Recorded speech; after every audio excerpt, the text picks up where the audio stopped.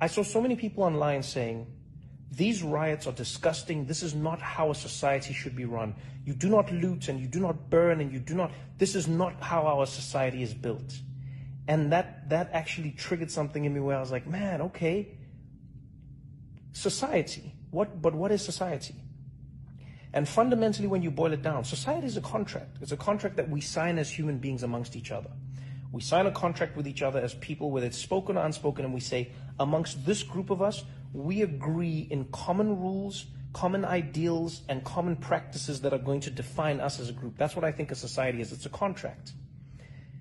And as with most contracts, the contract is only as strong as the people who are abiding by it. But if you think of being a black person in America who is living in Minneapolis or Minnesota or any place where you're not having a good time, ask yourself this question when you watch those people. What vested interest do they have in maintaining the contract? Why don't we all loot? Why doesn't everybody take? Because we've agreed on things. There are so many people who are starving out there. There's so many people who don't have. There's so many people. There are people who are destitute. There are people who, when the virus hit and they don't have a second paycheck, already broke, which is insane, but that's the reality. But still, think about how many people who don't have, the have-nots, say, you know what, I'm still going to play by the rules even though I have nothing, because I still wish for this society to work and exist. And then some members of that society, namely black American people, watch time and time again how the contract that they have signed with society is not being honored by the society that has forced them to sign it with them. When you watch Ahmaud Arbery being shot and you hear that those men have been released, and were it not for the video and the outrage, those people would be living their lives, what part of the contract is that in society? When you see George Floyd on the ground and you see a man losing his life in a way that no person should ever have to lose their life, at the hands of someone who's supposed to enforce the law, what part of the contract is that? And a lot of people say, well, what good does this do? Yeah, but what good doesn't it do? That's the question people don't ask the other way around. What good does it do to loot Target? How does it help you to loot Target? Yeah, but how does it help you to not loot Target? Answer that question. Because the only reason you didn't loot Target before was because you were upholding society's contract. There is no contract if law and people in power don't uphold their end of it. And that's the thing I think people don't understand sometimes, is that we need people at the top to be the most accountable, because they are the ones who are basically setting the tone and the tenor for everything that we do in society. It's the same way we tell parents to set an example for their kids, the same way we tell captains or coaches to set an example for their players, the same way you tell teachers to set an example for their students. The reason we do that is because we understand in society that if you lead by example, there is a good chance that people will follow that example that you have set. And so if the example law enforcement is setting is that they do not adhere to the laws, then why should the citizens of that society adhere to the laws when in fact the law enforcers themselves don't?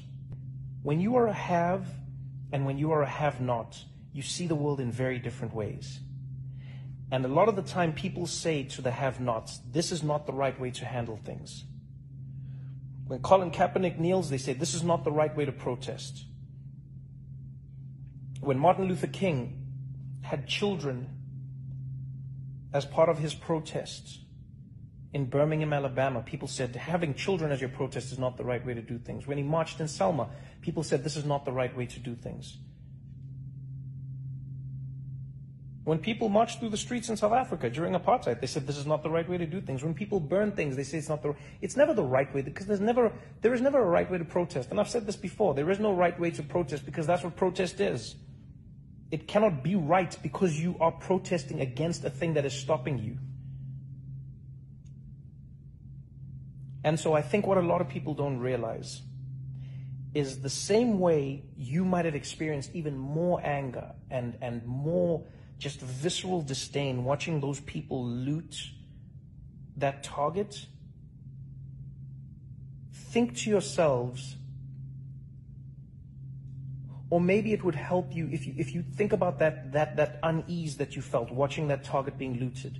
Try to imagine how it must feel for Black Americans when they watch themselves being looted every single day. Because that's fundamentally what's happening in America. Police in America are looting Black bodies. And I know someone might think that's an extreme phrase, but it's not, because here's the thing I think a lot of people don't realize. George Floyd died. That is part of the reason the story became so big, is because he died. But how many George Floyds are there that don't die? How many men are having knees put on their necks? How many Sandra Blands are out there being tossed around? It doesn't make the news because it's not grim enough. It doesn't even get us enough anymore. It's only the deaths, the gruesome deaths that stick out. But imagine to yourself, if you grew up in a community where every day someone had their knee on your neck, where every day somebody was out there oppressing you every single day. You tell me what that does to you as a society, as a community, as a group of people. And when you know that this is happening because of the color of your skin, not because the people are saying it's happening because of the color of your skin, but rather because it is only happening to you and you're the only people who have that skin color. And so to anyone who watched that video, don't ask yourself if it's right or wrong to loot, or don't ask yourself, wow, what does looting help? No. Ask yourself that question. Ask yourself why it got you that much more watching these people loot, because they were destroying the contract that you thought they had signed with your society.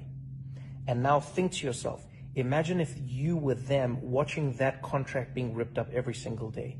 Ask yourself how you'd feel.